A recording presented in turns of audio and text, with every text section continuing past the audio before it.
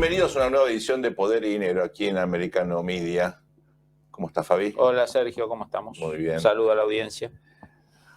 Fabián, te propongo que con un poquito más de distancia ahora analicemos la situación de Israel. Hasta hace unos días la crisis interna parecía que seguía escalando. De pronto tuvimos estos acontecimientos en la Franja de Gaza, en Cisjordania, en el Líbano, Siria. En fin, se generó una situación regional que de alguna manera, no digo que haya solucionado, pero bueno, se postergan los conflictos internos, esta sensación de que Israel se quebraba internamente, aparentemente ha quedado, por lo menos por ahora, descartada, y vemos una situación nueva con un primer ministro que estaba muy decidido a esta reforma judicial, bueno, reviendo sus pasos, el ministro de Defensa, que había sido en principio separado del gabinete, vuelve a sus funciones, como que la cosa parece haber desescalado. ¿Es así? ¿Te parece que estamos exagerando pensando que la situación ya no es tan grave? ¿Cómo lo ves?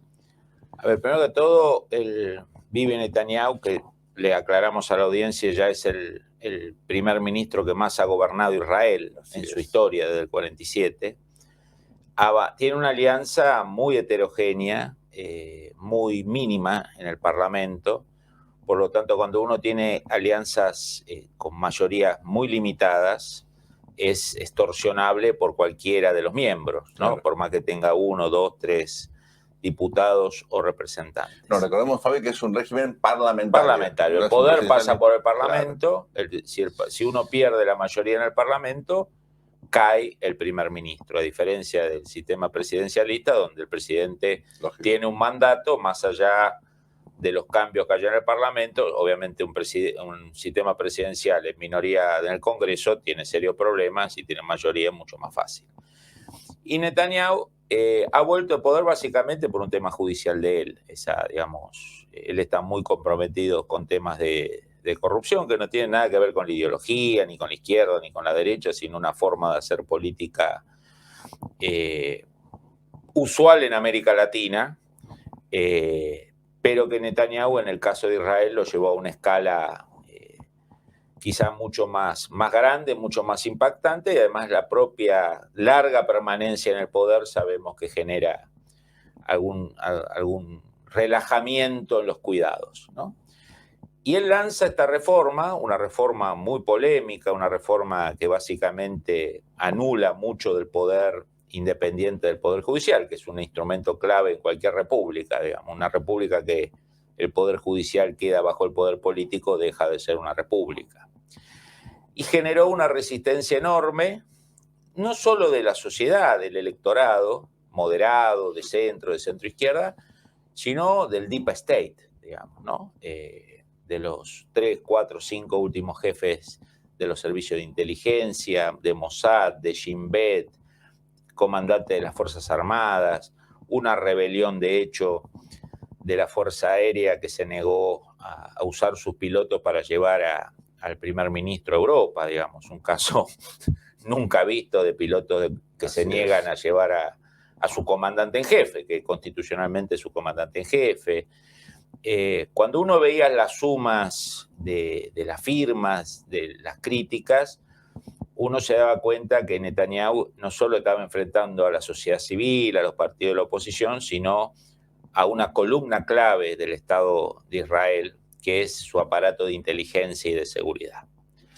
Si él seguía en ese sendero, bueno, podían suceder cosas, digamos, ¿no? Que la imaginación queda abierta a lo que podía pasar. No creo que haya el tema del judicial, él lo congela antes de esta escalada con Irán, básicamente, porque todo lo que se está moviendo alrededor son siglas o agrupaciones viejas o nuevas creadas por Irán. Irán se siente más seguro con el tema del acuerdo con Arabia Saudita, con el desmembramiento de ese acuerdo de Abraham que había montado Trump tan exitosamente de acercar a los países árabes sauditas a Israel, un rol diplomático activo de China poniendo a Irán en el centro de la escena, Rusia apoyándose en Irán también para la compra de armamento y de armas, acuerdos petroleros entre Arabia Saudita, Irán y Rusia. Irán se siente con espaldas más anchas y toda esta ofensiva que se está generando de manera todavía muy, muy puntual, ¿no?, sobre Israel, se genera después del congelamiento de esta reforma judicial. Si uno se abstrae un minuto, ¿no?, de las cuestiones más puntuales de todo este conflicto y lo lleva a lo que, bueno, nos gusta a nosotros, Fabi, a los politólogos, ¿no?, a una dimensión un poquito más conceptual, claramente lo que estaba jugando el primer ministro Netanyahu es el juego de la gallina, ¿no? Así es, el chicken game. El famoso chicken game. Ustedes se acuerdan, bueno, no todos, la audiencia, pero un sector, la famosa película de James Dean, Rebelde sin causa, donde, bueno, básicamente dos autos iban en dirección opuesta y la pregunta era quién finalmente se asustaba y doblaba, ¿no? Para evitar una colisión, un choque. En política pasa mucho eso, ¿no? Los actores políticos amenazan que van al choque, generan todo un momentum que parece que, bueno, no van a frenar y al final frenan. Frenan cuando calculan que los costos de una colisión son muy altos y prefieren una negociación o incluso muchas veces ser ellos los que unilateralmente, bueno, salen de pista, ¿no? ¿Te parece, Fabi, que en esta oportunidad uno puede formalizar lo que ha ocurrido hasta ahora con un primer ministro que intentó imponer la reforma, ahora desescala, va a negociar algo tal vez igual o superior a su mejor hipótesis cuando empezó este proceso, por haber tensionado tanto el conflicto y llevar, en algún momento parecía, ¿no?, a Israel a una eventual, no sé si ruptura interna, pero un conflicto interno de mucha significancia?